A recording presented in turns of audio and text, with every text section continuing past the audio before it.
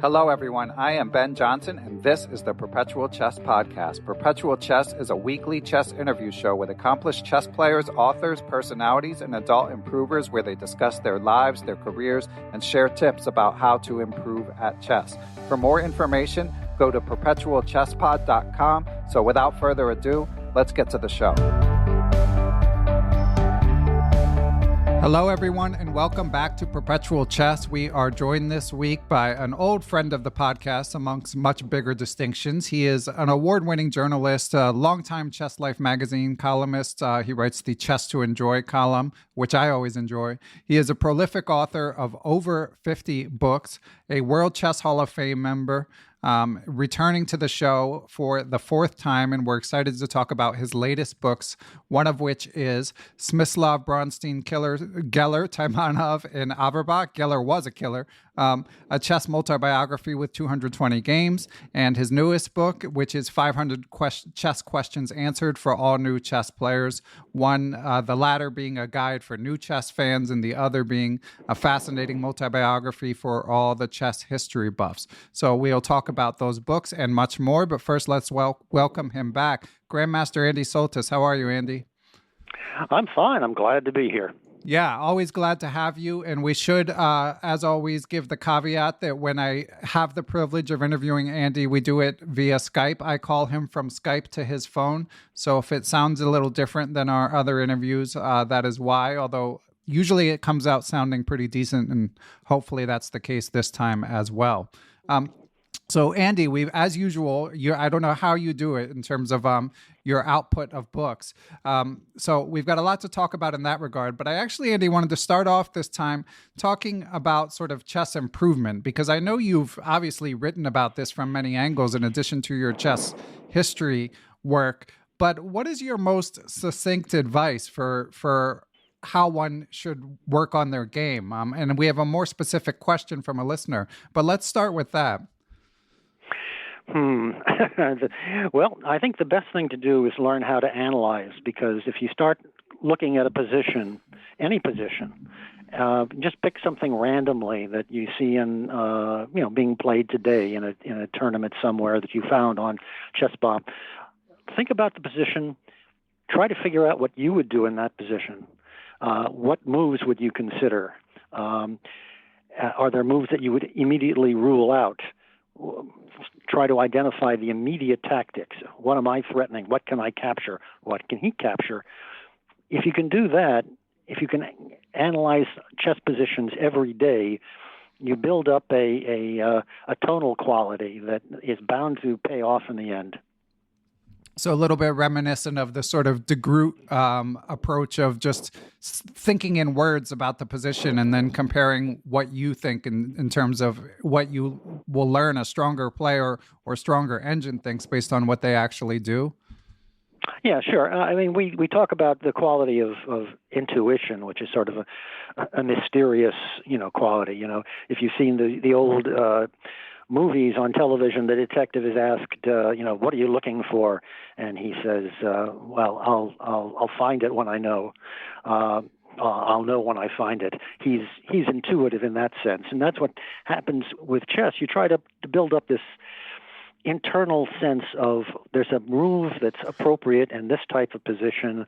I should know it. And if I've had enough experience with similar positions, I'll figure it out. That's intuition. That's what you really want to develop. And what advice would you give for people who do that but still feel like they just have more questions than answers? They try to work through that process, but then once they've done it, it can be hard to sort of square the circle of what you were thinking versus what is correct if you're not working with a coach. Yeah, this is a problem. Coaches are not supposed to answer your questions. They're supposed to ask you questions. They're supposed to get you thinking. And the problem today is that people have computers and they think that they'll get all of the answers to their the mysteries that confront them. Why didn't Carlsen play knight c6? Well, the computer will give you a variation, but you need words, and you're going to have to get words from books and other sources, and sometimes you just analyze with another person. Sometimes I think the ideal situation is to analyze with two or maybe three people total If you get more than that, you get too many hands moving pieces on a chessboard, arguing about a position on a screen. But if you can talk to other people and get their line of thought, maybe they can come up with the answers, and you'll get the right answers. Okay, yeah, that's good advice. And of course, those of us who grew up in the analog age, you kind of had no choice but to develop that way, hanging out at chess clubs like the Marshall and the Manhattan, may it rest in peace. And these days, of course, you can do it over Zoom as well. And this kind of ties into what I mentioned. We've got several great Patreon mailbag questions. So thanks to the Perpetual Chess supporters for sending those in. And I want to get into the first one because it's on a related topic. So it's from Igor Feinstein. Igor, listeners who heard a recent question, I believe it was for Noel Studer from Igor. Igor is grinding hard on the chess puzzles, so shout out to Igor. And he asks, what is your view on what is better for adult improvement in chess, specifically category level players? Studying with books or using online resources? I still cling to the idea that studying with books leaves a stronger and longer term impression on the chess mind, and that books are a better bang for your buck. But maybe I'm missing something regarding online resources like YouTube or Chessable or even lessons on chess.com. And he also mentions he recently read your book, Inner Game of Chess, cover to cover in 2 to 3 months. Good. Well, thanks, Igor. That's a good question. There's actually two models there. You're going to find great players who grew up just on books, and others who never read books. I mean, famously, Hikaru Nakamura said that he considered the classic books a waste of time. And when one of his teachers said you should study Steinitz games, he exclaimed to his father, Dad, why do I have to study the games of dead guys? And the other extreme is Fabiano Caruana, who, when he was working initially just learning just basic stuff, with Bruce Pandolfini, Bruce had him read the classic books, look at them together. A lot of these, Dover books that you could buy, the basic paperbacks, and go through the games of, Morphy and so on. And I was happy to hear from Bruce that, even one of my books they looked at.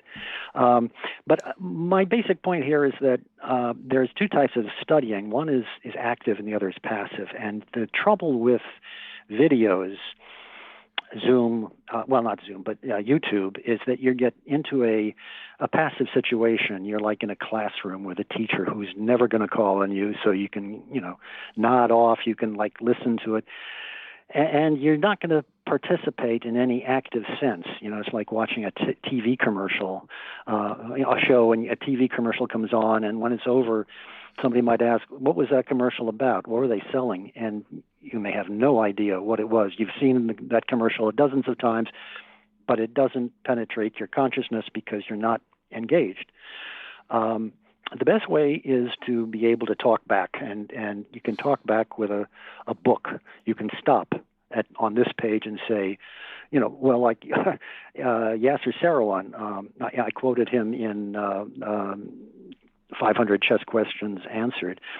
He loved to read books because he had a hostile attitude towards the author. He would say, "No, you're wrong. I don't believe bishop takes knight is the right move there." And he would set the pieces up on a board. And I think using a board is actually pretty good because it's better than a screen. You're going to be, when you play chess, you're going to be using a board. You're not going to be using a two-dimensional screen. But he would set it up on the board and try to prove that the author was wrong. And even if he was wrong and the author was right, well, it got him studying. And I think that you need some sort of active participation where you're feeding your mind and you're challenging yourself. This is a little bit of ancient history, but you may remember going way back when Bobby Fischer played for the World Championship, the New York Times sent one of their best reporters up to the Catskills, to a resort where Fischer was studying and training. And he didn't come up with very much information except that Bobby was carrying around something that was known as the Big Red Book. And people in New York knew what he was talking about. They was talking about something. There was a collection of Spassky's games. didn't have any words in it. It was simply moves. And it was this German series called the Weltgeschichte des Schachs. And it had a diagram every 5 moves. And the great thing about that is you could play over a game, you look at the diagram, you can then look at the moves, see if you can remember the moves and visualize the game as it is then being played. And then when you get to 5 moves later, you have another diagram, you can check yourself. And that's how the kids in my generation learned how to visualize. And some of us even figured out how to play blindfold chess. And of course, you don't have to play blindfold chess to be good, but it does marvels. When you read a book and you don't have to look at the analysis. Just look at the moves that were played, the bold-faced moves, and go from one diagram to another, and you'll see, marked improvement in how much you digest. Wow, lot of insights there, Andy. So, I mean, in terms of a takeaway, I guess, is it fair to say that what you're saying from Igor's question is it's not so much whether what you do is online or in a book as that you ingest the material in an active as opposed to a passive fashion, whichever material it is? Yes, I mean, that's the same thing as when you're in a school classroom. You have to get yourself involved. You have to be a participant. Passive learning simply doesn't work. Yeah, and on a sort of related note, of course, I'm quite active on Chess Twitter, and we have a great community, the Chess Punks, that talk a lot about sort of looking for book recommendations and improvement recommendations and stuff like that. And I remember recently at some point, someone tweeted out something like either looking for a recommendation or making one about a certain chess book. And Grandmaster Daniel Gormally responded. He said, you guys need to stop talking about chess books and just play chess. Which there's also an air of truth to. I mean, you have to learn by doing as well. So how does that mix into the cocktail, Andy?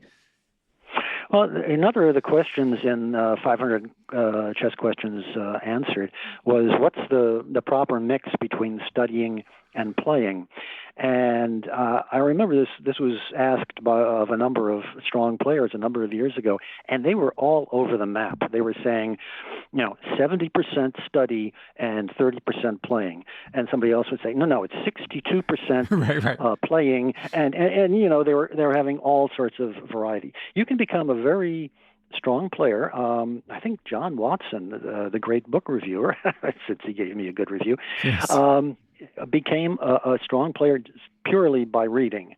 Vassily Smyslov, never played outside his home until his father thought he was emotionally ready to play chess, and I think he was like 15 at the time. So he just studied stuff in his father's library. Father had an enormous library for the time, and you can quite easily do that. Alternatively, you can find players who just, played chess constantly. I remember Walter Browne when he was young. He was just playing, constantly wherever he had a chance, and you can improve that way. I think you have to find what the mix that is most comfortable for you, not the one that you're going to, you may not know what you're going to benefit from the most, but what you enjoy the most. And see if that works. If you're playing bullet on ICC every day for 5 hours, that might not be the very best use of your time.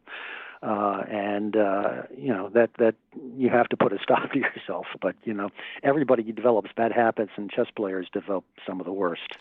Yeah, although, of course, Hikaru, no stranger to bullet chess, and this is going to come out in a few weeks, Andy, but as we record on November, I believe it's 4th, on November 4th, Alireza Firouzja looks primed to secure a slot in the candidates with 3 rounds to go in the FIDE Grand Swiss. Now, things could change, but either way, the broader point is Firouzja is no stranger to bullet chess either, but somehow for some people, it seems to work. So I guess to summarize sort of the broader conversation, there's differing opinions on everything, but basically if what you're doing isn't working, try one of the other advocated approaches.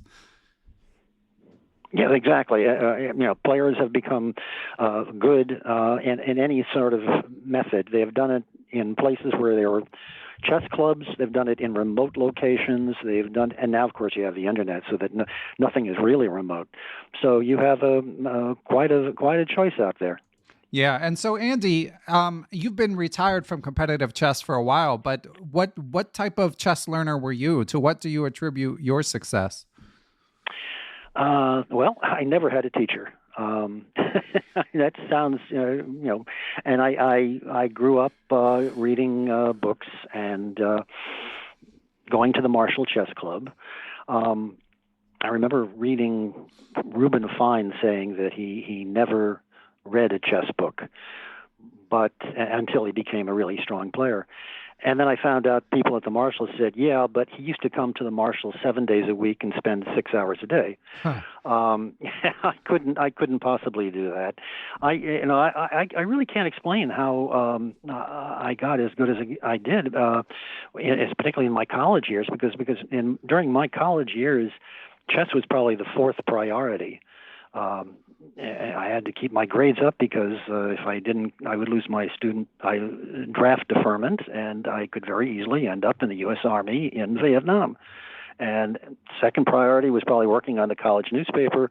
Third, I was working part-time, the middle of the night, as a copy boy at the New York Post to get a foot into journalism. Chess was the fourth priority, and somehow I managed to juggle it all. I don't think anybody else, not everyone can do this, but I think you can try to find the right niche for chess in your life and see how it works. Yeah, there's always a sort of mystical element, and I think, in the mortal words of Bobby Fischer, I just got good. I think a lot of, especially the grandmasters like yourself that I interview, they can talk about books that they read, and teachers who made an impression and stuff like that. But there is something hard to describe about they just accelerate for a while and then it stops. So often it can be hard for people looking to try to sort of mimic that. Now, hearing you discuss this, Andy, makes me want to jump ahead a little bit. I want to talk about your biography in detail a little bit later. But one thing you mentioned in it is, and I know you mentioned John Watson has a rave review in the December Chess Life. I echo his thoughts. I greatly enjoyed reading this. Yefim Geller had kind of a legendary jump in strength from candidate master to world elite in his early 20s. Do you, in all of your research, I know you mentioned he's sort of like a chess professor anyway, harder working than anyone, but did you have a sense of what he might have done to make such a historic jump in chess strength? I think he was a guy who would sit at the chessboard and just alone in his room and work on chess constantly, and that doesn't always show up. You can make quantum leaps in chess, and many players do when they start out, and then you hit a plateau. And that plateau might be a rating of 1,300, and you can't go beyond that. Your natural talent got you to 1,300. It's not going to get you past that. Or your natural talent can get you to 1,800 or 1,900, or and in Geller's case, it was close to master. But I think that eventually it paid off, and it pays off in mysterious ways. You really don't know that you've gotten better just by rating. You learn. It's not like you have eureka moments when you suddenly realize, oh my God, now I understand the isolated queen pawn, or now I can figure out, how to win queen and knight versus rook. That's not going to happen. What will happen is that you will ingest information, and you won't know that you know it. That's the strange thing about chess. The more you know, and you don't know that you really have that information, and it really won't show up until you start, you'll be beating players that you never beat before, or you're winning games more easily than it never seemed possible. I know that was in my case when suddenly I was able to defeat opponents that had always given me enormous trouble, and I had terrible losing records against them, and suddenly, I was able to win.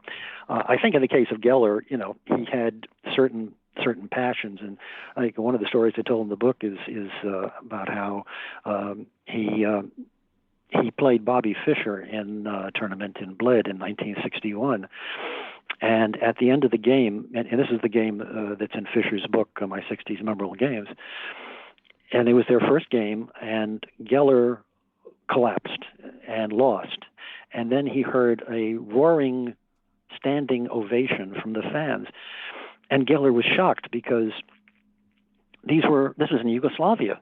This is the Socialist Brotherhood. These guys should be cheering me, and here they're cheering for this capitalist enemy. And Fischer became Geller's lifelong enemy. He just became obsessed with Fischer and the way that Fischer would be described as a genius. And that's, I think, one of the things that propelled Geller further. I think he had this huge plus score against Fischer after that. I think he lost once more in the Curaçao candidates, and then he lost to him in the final game they played. But over the years, he was the Fischer slayer, and that's what drove him further. Simply that, I have to get good enough so that next time I play Bobby, I'm going to beat him. No better motivator than contempt. Yeah. Yeah. Funny. Sad, but yeah, I think it's often the case that, if you feel slighted or something, it can really light a fire to keep working. You certainly see that a lot in sports. There'll be like some elite athlete who everyone says is amazing. And then, but it turns out all they fixate on are the criticisms, like Kevin Garnett when the Celtics won the championship in the NBA. Like I remember there's this highlight of him yelling, like, what are they going to say now? What are they going to say now? But meanwhile, like everyone knew he was an elite player. It's not like people were saying he's bad, but somehow that's the narrative in his head. And that's what can propel someone to be a champion, whether in chess or basketball. Now, Andy, before we talk more about your book, I did want to sprinkle in another Patreon question from Alex Friedman, because you've been talking about your own chess competing a bit. And of course, you mentioned the famed Marshall Chess Club, which has been coming up a lot on the show recently. Shout out to the Marshall as always. And Alex asks, which one of your 9 wins of the Marshall Chess Club Championship is the most memorable? Okay. Well, let me first preface that by saying the club championships in those days were quite different because you went to a chess club to play in a tournament. There weren't weekend tournaments in a hotel run by a tournament director. Tournaments were held in clubs, and they were played usually one round a week.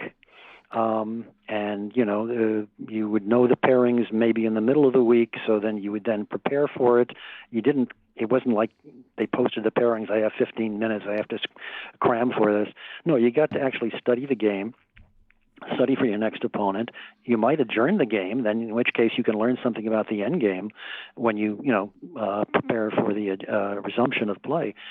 And that's the tournament that I grew up on. And the funny thing is, I can remember tournaments that I should have won, or at least I felt I should have won, Marshall championships, much better than I do the ones that I won.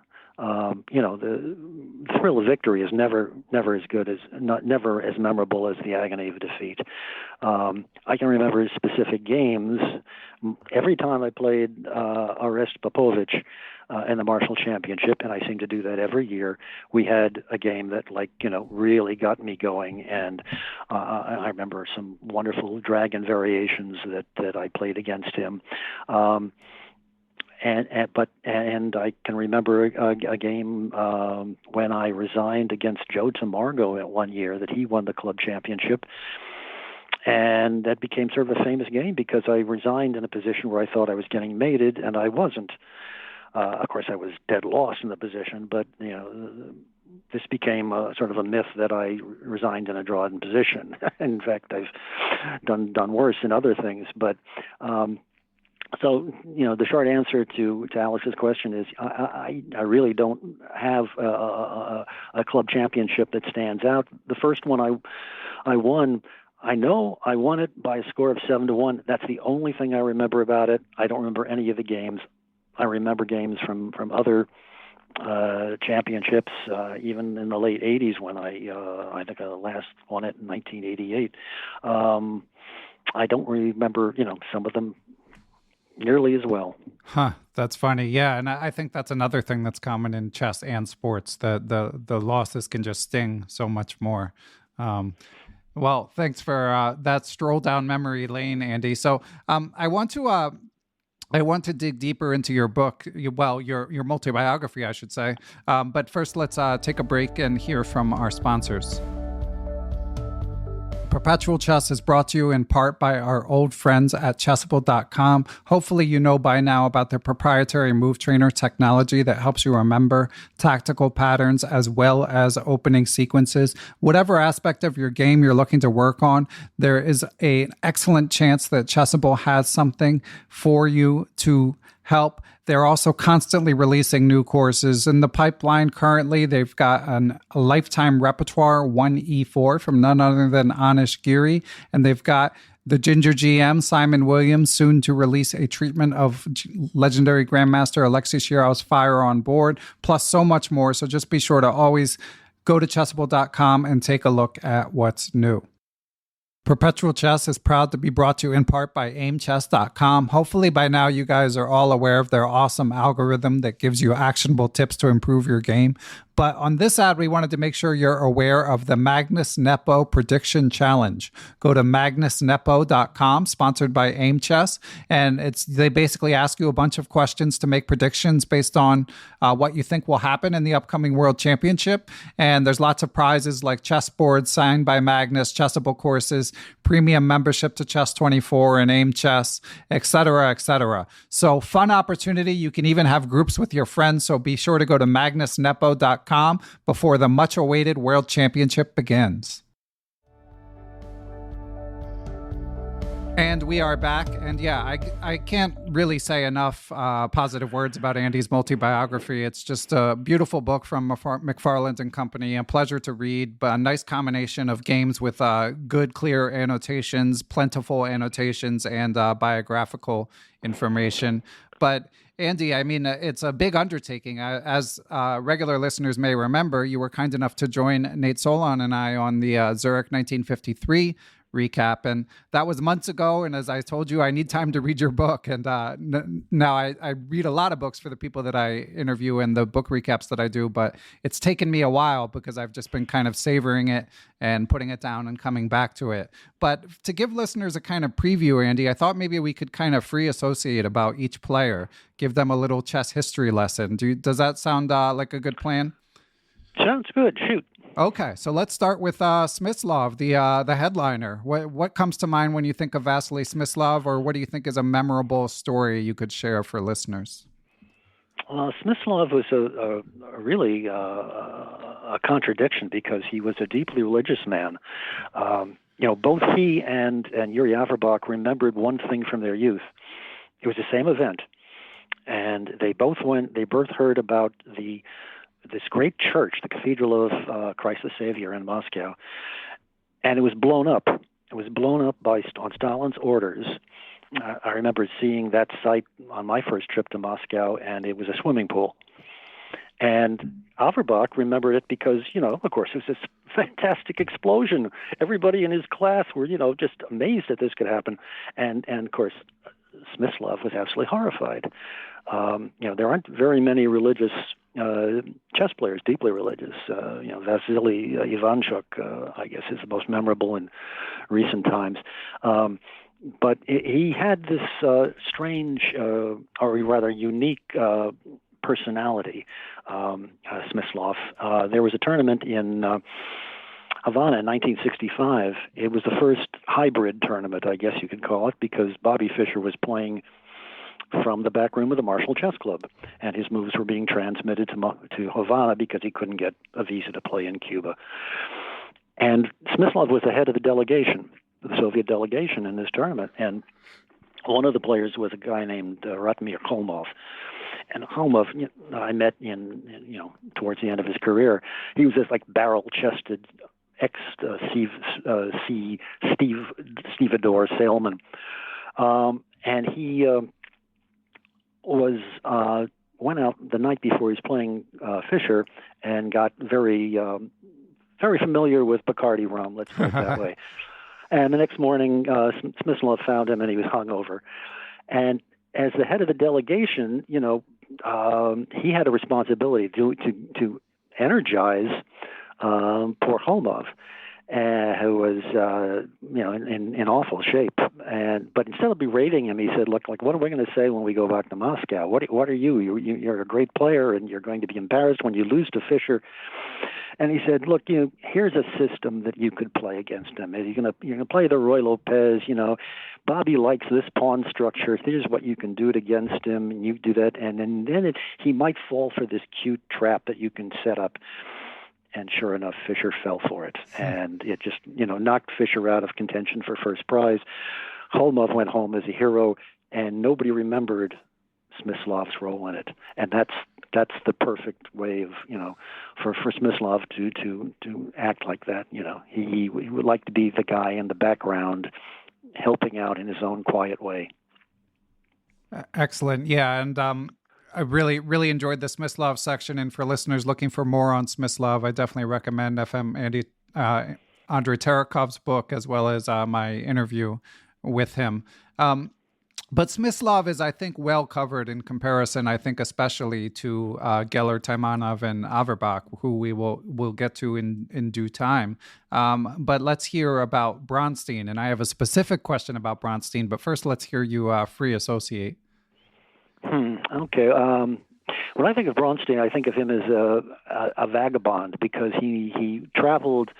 He never really seemed to have a home after he left Kiev, and he left Kiev at the beginning of World War II for the Soviets when he was invaded. He just got out in the nick of time. Had he waited a short time longer, he would have died with many of his friends in the massacre at Babi Yar. When the Nazis basically eliminated the Jewish population of Kiev. And he traveled about, for 2 years trying to find a place in the Soviet Union during that period of war. And at the end of it, he was sent to Moscow he had a benefactor who was in the secret police. And he was sent to Moscow to play in the Soviet Championship. And he ended up wearing the only thing he had, which was a green cotton suit. And the head of the Soviet sports committee, was outraged that he showed up every day wearing this sort of ludicrous costume. And one day he was playing Botvinnik. And Botvinnik was, considered a god at that time in the Soviet Union. And he was outplayed by Bronstein. And they resumed the game, and Bronstein is winning. And one of the things about chess players that I've always found remarkable is that they can put themselves in their opponent's mind. They can think what their opponent is thinking about the position. But chess players often have no empathy. That's true, yeah. And here's the case where Smyslov, or rather Botvinnik makes a move, Bronstein replies, and then Bronstein gets up and walks away to get a glass of tea. And when he comes back, there's no board left. Literally no position, because Botvinnik has resigned and the tournament director has removed it. And both of them felt insulted. Botvinnik felt insulted because why didn't he wait around for me to resign? And Bronstein felt insulted. Why did he resign when I wasn't there?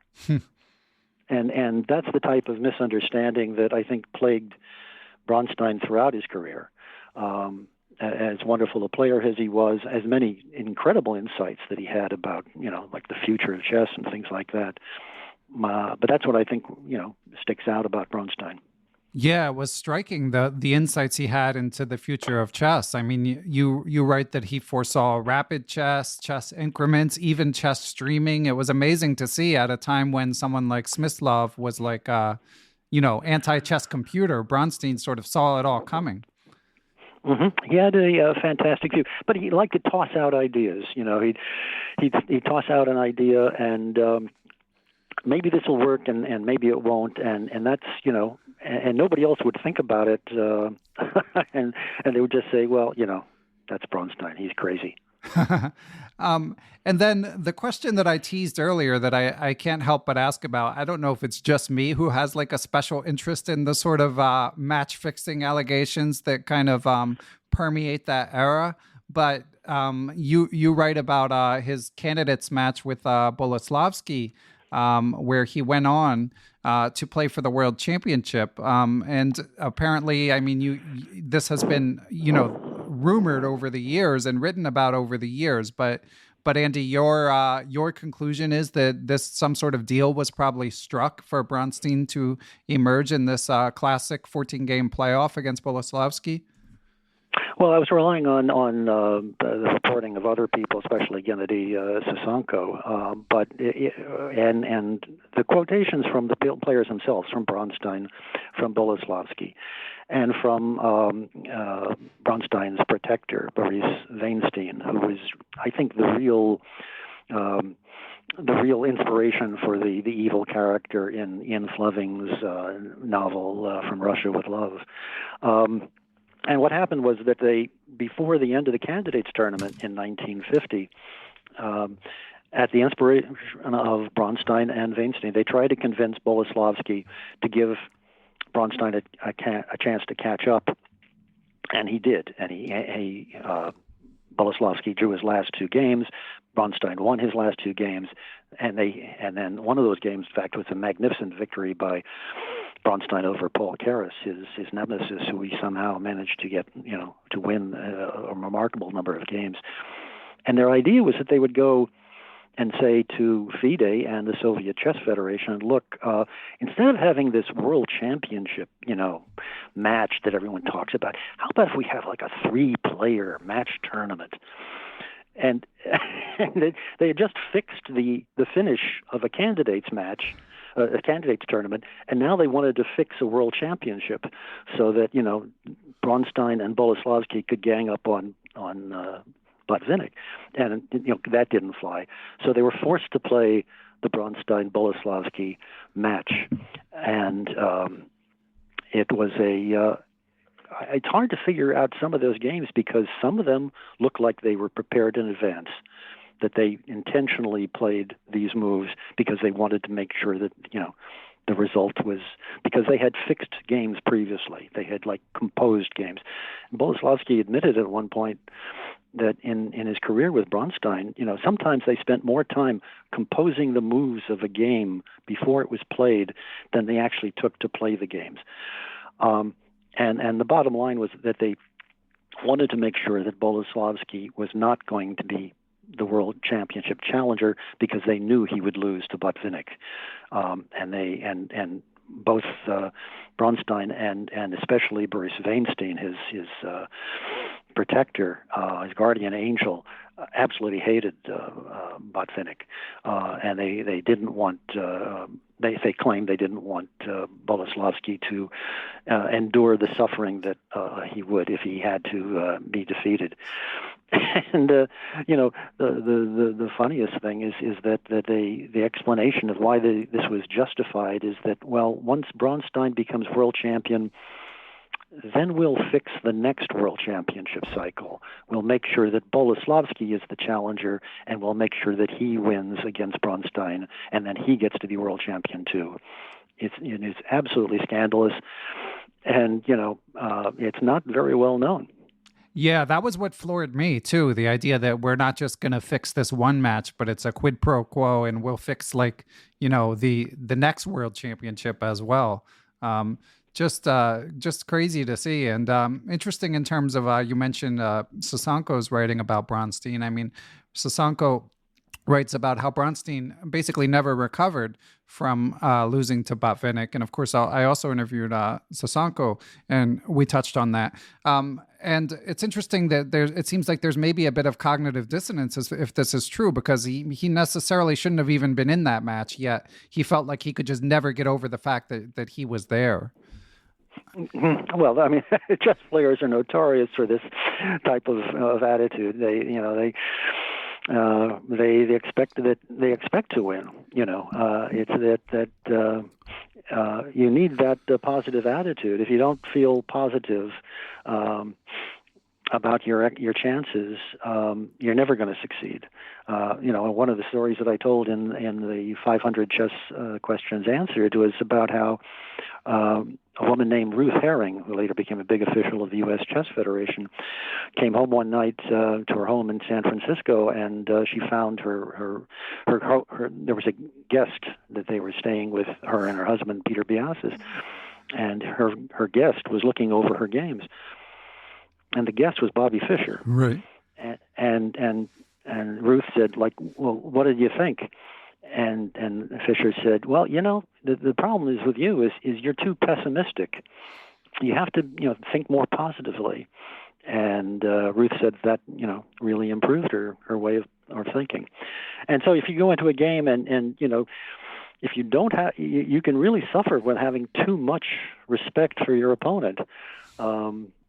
And I think Magnus Carlsen said, sometimes I go into a game thinking that my opponent can be an idiot, and then he tries to prove that that's true. Right. Yeah, and that actually segues into our next figure, Geller, who we discussed before, but you mentioned that he was a sort of a professor's mindset, whereas like he would study for many hours a given position, as you mentioned earlier and wrote about. But then at the board, it seemed like he still wanted to take the same approach. He was a perfectionist and a time trouble addict, so maybe some kind of lacking some of the optimism to just move and figure it out later. Yeah, if Geller had unlimited time, and of course he needed an unlimited number of cigarettes and an unlimited number of cups of coffee. I think for him, caffeine and nicotine were two of the food groups. If he had all that, he would have been, he would have been world champion. And he people forget that he was the prime analyst for Boris Spassky in the Fischer-Spassky match, and it drove him crazy that Spassky was coming up with his own moves when they had analyzed a particular opening position extensively. And Spassky was the exact opposite approach, because Spassky was this idea of you need a clear head. You should go to the board without the burden of too much analysis, which, by the way, he called too much of an American approach, coming to the board with too much opening analysis, and in the end. The funny thing is that Geller blamed Spassky for failing to follow the preparation that was given to him, and that's the reason that Spassky lost the match, according to Geller. And Spassky said, it was my seconds who failed me, and that's the reason I lost the match. That's how it goes. Yeah. And then we have Mark Taimanov, legendary musician as well as chess player, and some controversy about some of Mark's actions in there as well. Where would you start with Taimanov, Andy? Taimanov was, I think, the only true believer who absolutely loved communism. Most of the Soviet world champions were not members of the Communist Party, and Smyslov absolutely refused, and somehow managed to get away with it. I'd say the only three who became Communist Party members were Botvinnik, Karpov, and Kasparov. And Kasparov, I think, was the only one who became a member of the party before he became world champion, before it was an obligation. But Taimanov believed that the Soviet system was working, and he writes in his memoirs, which I quoted extensively in the book, that what a great guy Che Guevara was, right? And what an honor it was to meet him in Havana. What I think one of the ironies is that his downfall in when he played Fischer, that was the beginning of the downfall, and part of that was self-inflicted because he went to the tournament, the match in Vancouver, and he was getting a stipend a day for daily expenses, especially food. And there was a wealthy Canadian who supplemented his and gave him Canadian dollars to spend on, so he could eat wherever he wanted have the best meals that he could. But instead, according to his second, Vasyukov, what Taimanov did is he went to, a grocery store, and he bought, basically cheap foodstuffs so he could cook them in his 4-star hotel room and keep the dollars that he was given for the restaurants so that he could take these dollars home and buy, goods that were not generally available in Moscow. And so he was like undernourished. And Vasyukov said, "This is crazy. This is absurd, but it's true." And in the end, this loyal communist Taimanov found that he had sort of been undermined by his own system. Yeah, and then certainly I might have been hard to feel the same way about communism, given the treatment that he endured subsequent to being swept famously by Fischer in that match. Yeah, he ended up, as he said, he had 3 professions. He was a chess player. He was a concert pianist. He was actually quite good. His wife was his partner in duets, and she was the lead. He was the second in there. In fact, when they broke up eventually, and partly because of his downfall, he tried to resume his career as a pianist with his son, who was also quite accomplished. But they were both of them used to being the second one in a duet, and they couldn't work together that way. But anyway, so he had 2 careers, and he had a 3rd career as a writer, and he was quite a good writer. And all of a sudden, all 3 careers were disappeared because of the disgrace that he was in. And he went from being, like one of the busiest people in the Soviet Union to the only unemployed person in the Soviet Union. Right. And you mentioned reading his biography. I mean, I know he had the one book, like I was the victim of Fischer. Was that what you read, or was there another source? Oh no, there's a much better one. I can't imagine why this book has not been translated. It's called "Remembering the Most," and it's about his his entire career, including his musical career, and how he was studying with the great teachers in the Moscow Conservatory, what happened to him during the war, how his aunt was left in, it was a Leningrad Conservatory, how his aunt was left in Leningrad during the Nazi blockade, and was eventually killed by cannibals. And this absolutely destroyed his family when they found out about it. But he was evacuated. He went on a marvelous career in performing. He had counted people like Shostakovich as his friends. I think Prokofiev might have been included. But anyway, this is like a enormous cascade of reminiscences.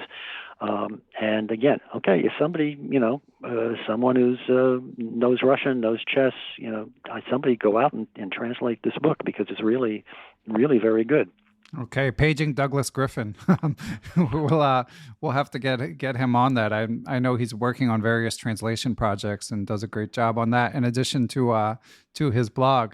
And in his memoir, Andy, you also, of course, write about more match fixing, his allegedly or maybe even definitely purchasing a victory against Matulovich in order to go on to play Fischer. Does he address that in his book? No, he doesn't. He could have talked all sorts of strange machinations that went on for and against him. No, it's pretty certain that he bought his last round point in the interzonal, and there's a reward of the interzonal of 1970, and this reward of that was to play Bobby Fischer. And there's another, funny story in that I mention, and that in the Soviet championship that got him into the interzonal, he had an adjourned game with Edward Gufeld, and they adjourned in a position where there was like very, very little chance of winning for either side. The position was so blocked And Gufeld said, okay, well, we'll play off on, such and such a date. They agreed on the resumption of the play. And then he found out, just by chance, Taimanov went to the tournament site and found out that the game was being played ahead of time, and then Gufeld was going to forfeit him. And they played another 40 moves. Gufeld made virtually no attempt to win. And this was explained as just, like a practical joke on the part of Gufeld's. But if he had been forfeited, very possibly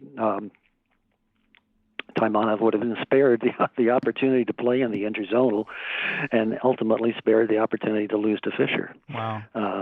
So the theme of the book is that there's all sorts of strange ways that fate plays with you, and sometimes it's good and sometimes it's bad. Yeah, Gufeld, of course, that's not the only allegation about impropriety from Gufeld. He's got quite a reputation, as does Matulovich. And one more thing about the Matulovich game, I always enjoy going to chessgames.com about these sort of specific games, because you can read the comments of amateur chess historians and professional chess historians speculating. And the title of they always give each game a title, and the title of the Taimanov-Matulovich game that allegedly was bought is Caveat Emptor, buyer beware, since he went on to get swept by Fischer, of course. Yeah, and by the way, that game I used in pawn structure chess. Even though I knew that it was probably a fixed game, but the game is just so instructive that you can't pass it up. That's funny. Yeah, I mean, sometimes I guess fiction can be more instructive than truth. In like as a teacher, if you're trying to illustrate an idea, it can help to not be encumbered by what actually happened. Anyway, we've got one more player to cover, Andy, Grandmaster Averbakh, who's turning 100, I believe, in fairly soon.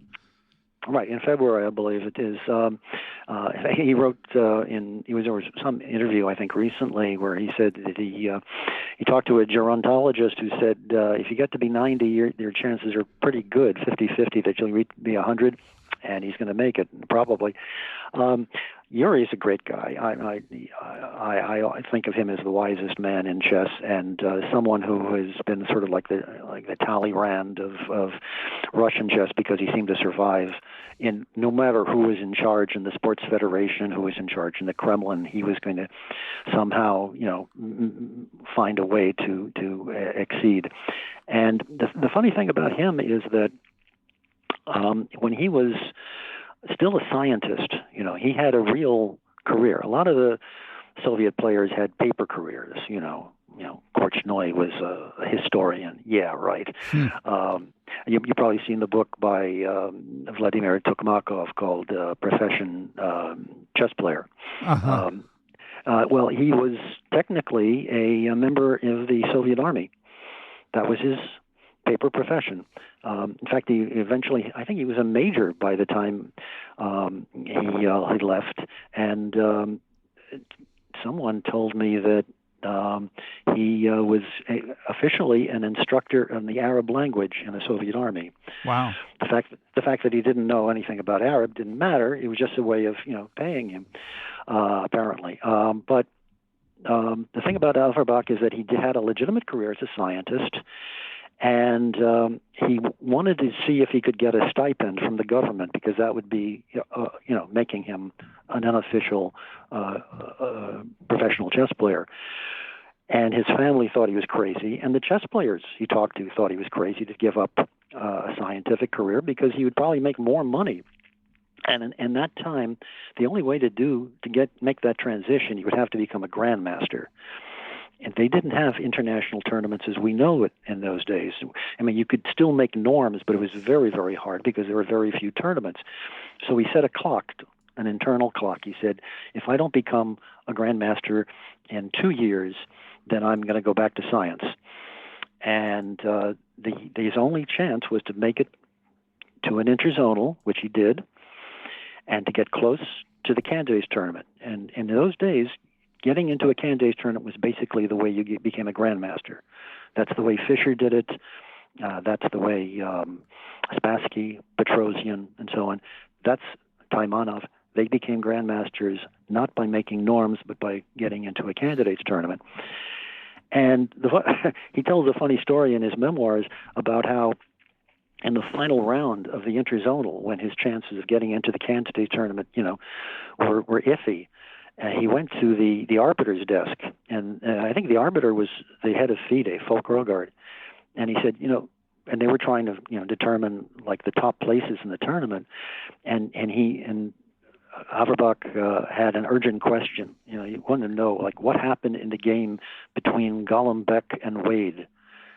And they looked at him. He was crazy. I mean, who cares about? They were fighting to see who was going to avoid last in the tournament, Golombek and Wade. But Averbakh had figured out the tie breaks, and if the right person won that game, then he would become a candidate. He would become a grandmaster. He would become a chess player.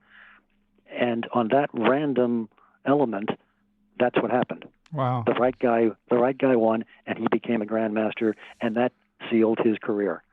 As I said, I think Yuri is one of the greatest inspirations and one of the finest players there is.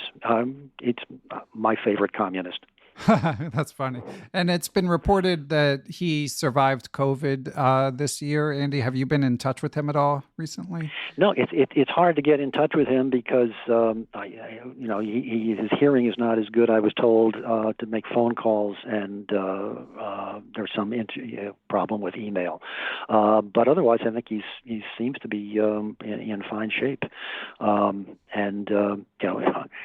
some players just disappear. We haven't heard from Spassky in quite some time. And he's going to celebrate, I guess, I forget which birthday it is, but that'll be next month. It's really a pity, but who knows? Yeah, I emailed Kovalik shortly before he passed, just by happenstance, hoping to get an interview. And I don't know exactly what the state of his health was at the time, but his reply was, not this time. He was in good shape. He just collapsed very, very quickly. I was in contact with him too, and it seemed like he suddenly became ill, and he didn't realize he had cancer, and just went very quickly. He was working on a book. He was working on the book of his career on that was writing in Czech at the time, and I don't no idea what happened to that book. Yeah, sad. I don't know how quickly he deteriorated, but this was about a month before he passed. Mm-hmm. So we'll leave it there with your book. Again, I can't recommend it highly enough. If you listeners, if you enjoyed hearing Andy talk about all of these fascinating characters, there's so much more in the books, as well as some great chess analysis. So Andy, we're going to take one more break, and then we're going to talk a little bit about chess books more broadly. Perpetual Chess is brought to you in part by chessmood.com. Chessmood was founded in 2018 by Grandmaster Avchik Grigorian. It's a chess education platform that gives you a structured path to work to improve your chess. For $29 a month, you get instant access to over 200 hours of Grandmaster prepared video content. It includes openings, middle games, and end games. They also have an active online community where you can find training partners and fellow chess enthusiasts. Don't forget to check out their free content. They have a great blog where their grandmasters share their own thoughts on chess improvement. I get it delivered to my inbox. So to learn more about Chessmood and what they offer, be sure to check out their website, chessmood.com. And we are back, Andy. And we have one more Patreon mailbag question. This one, actually, we have two more, sorry. But this one is from Bruno Johnson, which was the name of my dog. So Bruno has a special place in my heart, even though I don't know this Bruno Johnson. And Bruno asks, he says, if you were given an infinite amount of time and resources, as well as access to anyone currently alive, what would be your perfect book to write? That's a toughie. Yeah, I would like to do an oral history of the leading players in the United States, the leading players in the world, and I would not just a series of interviews, because interviews in chess magazines are generally awful. They're basically just question and answer transcripts, Q&A, and they're fine as long as the Qs are good and the Ys are good, but in most cases there aren't. And if you read an interview with, say, someone like Gata Kamsky, you realize what an awful interview can be. But an oral history would you subtract the Qs to just give people a chance to talk about their times, what it was like to be a chess player in their era, what it's like now, what they remember. I've been trying for years to get John Firouzja to write a book, and because he's a fascinating person, and he has all sorts of wonderful stories. When you hear him talk about his run-ins with non-chess players like Marlon Brando, Katie Couric, and as well as some unprintable stories. But I'd love to get that. John just keeps refusing. I think that one of the problems is that we really don't know very much about the personal lives of a lot of players. We know what they're thinking about the Nimzo Indian, but not much else. And for example, you can be a big fan of, I mentioned Nakamura and Caruana earlier. You can be a big fan of one of them or both of them. And today you might think that, well, they're probably very similar people. They have similar views. They probably are big friends. And of course, they're not. They're not at all like that. And yet the average player has no idea that that's true. And what I've tried to do in my Soviet books is to bring out, the personal side, what their life was like while they were playing these great games, what motivated them to play these great games. And that's, the type of thing that I really like to do in a book. But it requires so much work and so much tape to get it all done. Somebody else is going to have to do it, and possibly some truth serum would be required as well, because a lot of these higher profile players, they understandably they want to sort of control the narrative. Yes, exactly. They want to save it, and by the time they're worthy to be interviewed, their memory begins to go. I remember Arthur Biscay wrote a memoir, a book of his games, and he remembers vividly when Bobby Fischer fell asleep at the board against him, and he gives the wrong game. Right. And it's not that game; it's a different game. And I asked him about that many years before, and he said, "Oh no, it's definitely this game." And Pal Benko, he wrote a wonderful book. And a lot of his details are that he did in an interview at the end of the book are just not quite true. His memory of playing Fischer was somewhat wrong, and playing Tal, he imagined he played Tal in a zonal tournament outside of the Soviet Union, which simply didn't happen, and that they drew under certain circumstances. And nope, you didn't draw with Tal. That type of thing happens with a lot of players. Yeah, unavoidable, but interesting, especially because that Benko book that's the one with Jeremy Selman, right? Yes, wonderful book, absolutely.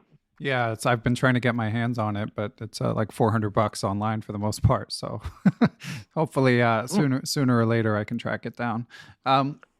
Now, one thing you mentioned to me in email on the topic of books, Andy, that I found interesting was, and I had a recent conversation with John Hartman of Chess Life where we talked about this a bit, how it's kind of a new world in terms of like predicting what books will find an audience. You mentioned that your Magnus Carlsen 60 Memorable Games was your most successful, and had some theories about why that might be.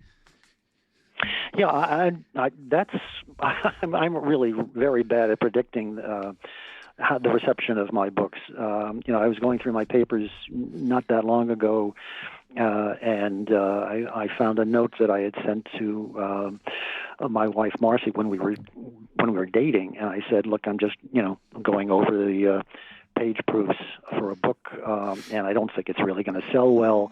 But just in case, it might turn out to find an audience out there. And the book was Pawn Structure Chess, right. which is 45 years ago. And in the case of the Carlsen book, I didn't know how this book was going to be received. And I can't explain it because the book has really basically not been advertised. I think there was a brief one-time thing in Chess Life, and it hasn't been reviewed I think there was a British online review. But somehow it's been selling better than anything that I have had since the Bobby Fischer-Spassky match, since the Fischer boom. I'm not sure what's going on out there. I think there may be a word of mouth. It may be since so many people are buying their books online, they're getting it from Amazon. What is said on Amazon might matter more than anything else. And if you look at the Amazon bestsellers, you can click on a chess book and see where it stands on the Amazon chess book selling market, and you can find the 100 current bestsellers among chess books, and the current the top newcoming chess books and the books that are most requested and so on. And what you see today, what you've seen the past year, are things like Chess Fundamentals and by Capablanca. Mm-hmm. How can that be? Why? Well, for one reason, it's in the public domain. You don't have to pay the author any royalties. But secondly, it was mentioned by Beth Harmon in The Queen's Gambit. Oh, interesting. And the same thing with Modern Chess Openings is a bestseller suddenly again, because it was in that series. It may be a little bit out of date by now, but there's the way that the chess books are bought and sold nowadays, I think is quite different. I remember book reviewers used to say, they have to be critical about certain books because they're fighting for space in the bookstore. Well, no books fight for space in a bookstore anymore. There is no space in a bookstore. Books, any book you can find is going to be available on eBay or Amazon. Even some, really obscure books. And when a new book comes out, it has some quick sales, and it needs some word of mouth. I think word of mouth might be the new method of reviewing books. Yes, as you say, some combination of that and I guess Amazon reviews, and it probably didn't hurt that your book is about Magnus Carlsen. Yeah, well, you can't go too far wrong about something like that. I'm working on a book now on a similar book about Fabiano Caruana. Oh, okay. It'll be interesting. See how that turns out. Yeah, interesting to compare the Q ratings, as it were. Do you mind saying, Andy, how many books the Magnus one sold? I haven't seen the most recent. I'm expecting the new one, the new royalty statement in 3 or 4 weeks. It's been something like somewhere about a dozen books a day. Okay. Which is there are some days where it certainly doesn't do that well, but another thing is Pawn Structure is back on the bestseller list. I can't explain that, but it just finds an audience. This podcast may have a small part to do with that. I have to I have to plead guilty, but yeah, Neil Bruce and I did a podcast, mostly Neil Bruce, I should say, where he's a adult improver chess player who's built a loyal following online because he reads and praises so many chess books. And he recommended your book and Mauricio Flores Rios's updated book, excellent book, Chess Structures, as well. So that may have something to do with it. I'm not sure.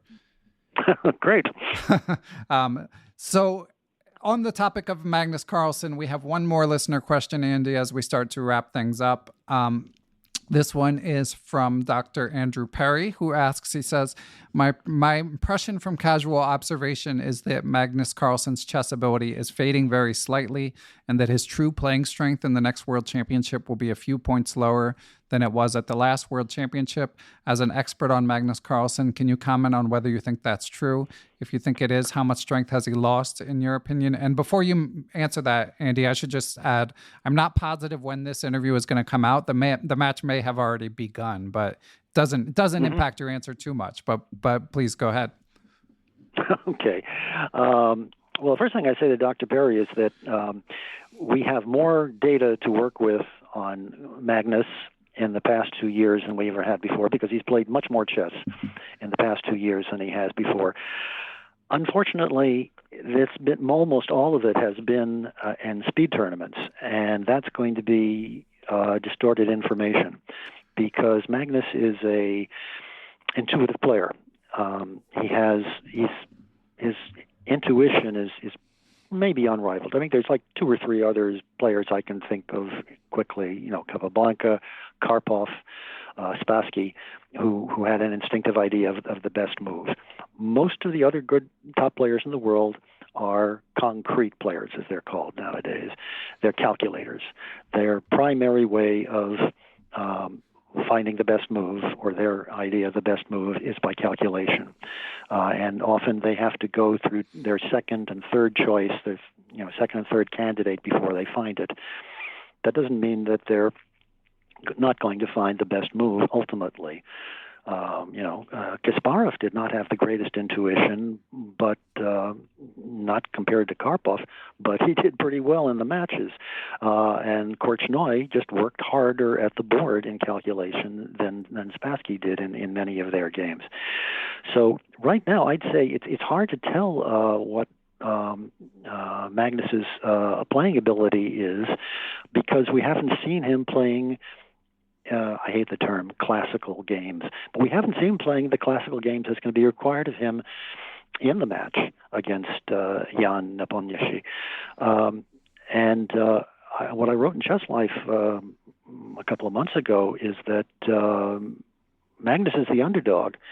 I predicted he would lose by 2 points unless he regains the kind of intensive interest in winning the match. Remember, the last 2 matches were tied after the regulation classical games. He only won them against Karyakin and Caruana in the speed playoffs. So it's really hard to evaluate where he stands now. But the other thing to keep in mind, a lot of people don't know this. It should be obvious, I guess. 1 year from now, we're going to have another World Championship match. Yes. According to the schedule, there's going to be another candidates tournament probably 6-7 months from now, and whoever loses in the Carlsen-Nepomniachtchi match is going to be seeded into that candidates tournament, and very possibly could win it. So we could have Nepo versus Magnus round 2 1 year from now. And in that match, I would bet on Magnus, not necessarily this one. Interesting. I have to respectfully disagree, Andy, although one thing I want to add is, obviously, again, with the FIDE Grand Swiss ongoing, it's fun to let the imagination wander about the possibility of Firouzja ascending quicker than one could have imagined. And I mean, he seems, again, this will be ancient history by the time this comes out, but he has excellent chances of securing a candidate spot, and he's already up to number 4 on the live rankings. So they may be on a collision course for next year's World Championship. Now, as to the match, my only question is if Magnus is winning Norway chess changed your assessment at all, Andy? Magnus is winning Norway chess. I mean, yes, I know he did. He looked very impressive in that. Yes, but again, one tournament is not going to be that that clear evidence. It's matter. We're only talking about 10 games, 12 games in these World Championship matches. A lot can change in the course of that, and you get behind. He's been remarkable in that he's been able to come back when he's behind in a match. That happened in the Karyakin match, and how he managed to tie that match and get into a speed playoff was really surprising. And I wrote about that somewhat extensively in my Carlsen book. I really don't know how how he would take something like this. Again, he has more confidence in himself than almost anybody else. But if you remember going way back when, he had an opportunity to get into a candidates tournament more than 10 years ago, and he declined because he didn't really have a strong interest at the time in becoming world champion. It would be, he'd have to play in the candidates tournament, and then he would have to play in the world championship match. And, he just felt that he wasn't ready for it. He didn't want to spend his time doing that. Anybody else in the world, given the opportunity to play a candidates tournament, would sell their soul. So sometimes he acts in mysterious ways, and as I said in Smyslov, he's the real mystery in this upcoming match. It's not Nepomniachtchi; he's a known quality. It's Magnus, and which Magnus shows up for the match will determine the winner. Okay, yeah, and as I always say, I can't wait. And Andy, I've probably informally, you're probably about the 12th person I've asked about the World Championship match, and your only company in terms of thinking that Nepo might be the favorite is Vladimir Kramnik. So you've got some good company at least. Very good. So Andy, this has been amazing as always. Do you have anything to add before we call it an interview and say goodbye until next time? Nope, and I think by next time I'll probably have a couple more books. Excellent. That we can talk about. Yeah, always plenty of things to talk about. So once again, the multi-biography is called Smyslov, Bronstein, Geller, Taimanov, and Averbakh. And for newer chess fans listening, 500 Questions Answered is also a great resource. It's got a little bit of chess sprinkled in, some diagrams and some illustrative examples, but it's also a lot of prose, just sort of walking one through the chess world, sort of answering questions about this this unique little I'm drawing a blank on the word microculture or whatever it may be. So Andy, thank you again, and look forward to continued books and conversations in the future. See you next time. Perpetual Chess is proud to be a member of the Blue Wire Podcast Network. Be sure to check out their sports and pop culture related podcasts as well. I also, as always, would like to thank Matthew Passy for producing the show. Without Matthew, Perpetual Chess would not exist. And I want to thank everyone who listens to the show, whether it be on your own without telling anyone about it, keeping it secret, or if you're helping to spread the word, all the better, whether it be telling a friend about a particularly impactful interview, or whether it be writing a positive review online. All of that stuff helps get the word out and helps Perpetual Chess continue to grow. But most of all, of course, I want to thank those that provide financial support to Perpetual Chess. Without you all, Perpetual Chess would not be possible in its current form. And I would like to give special thanks to the following people and entities. Here comes the list. Chessable.com, David Lazarus of Lasman Chess, coach of Dave's Young Tigers on Lichess, Quality Chess Books, the Capital City Chess Club, the Abysmal Depths of Chess blog, Adaptive Interactive Web Designs and Services, the Apprentice Twitch channel, Aniti Deer, Austin Clough, Benjamin Porteau, Bill Sigler, Kathy Carr, Chad Oliver, the Charlotte Chess Center, the Chess Central's Chess blog, Chessmood.com, Chris Flanagan, Chris Lott, Dan O'Hanlon, Daniel He, Danny Davidson, David Mitchell. I am Dimitri Schneider, Douglas Wilson. I am Eric Rosen, Farhan Tharwar, Faraz Sawaf, Gary Foreman, Glenn Downing, Greg Harfst, Greg Shahadi, Gregory Gulick, Hampus Axelson, James Kennedy, Jay Garrison, Jeff Martinson, Jeff Schaefer, Jeremy Nielsen, John Jernigan, John MacArthur, Kevin Forsyth, Kevin Gilmore, Kevin O'Callahan, Kevin Pryor, King Selt, the King's Crusher YouTube channel, the law offices of Stuart Katz, Matthew Feeney, Michael Can, FM Michael Oplin, Mr. Mike Shahadi, Michael Sullivan, the famous Mr. Dodgy, the Nerdnays Twitch channel, Perry McManus, GM Peter Prohaska, Peter Sodi, Philip Flemons, the Playmore Chess Academy of the Hamden Chess Club, Ray Lillywhite, Reuben Fischer, Rick Rivas, Robert Hansen, Ross Crossland, the Seattle Chess Club, Shane Unger, Stefan Kelty, Stephen Martinez, Sven Gierson, Thomas Tachenko, Todd Bryant of StrongChess.com, Todd Kennedy,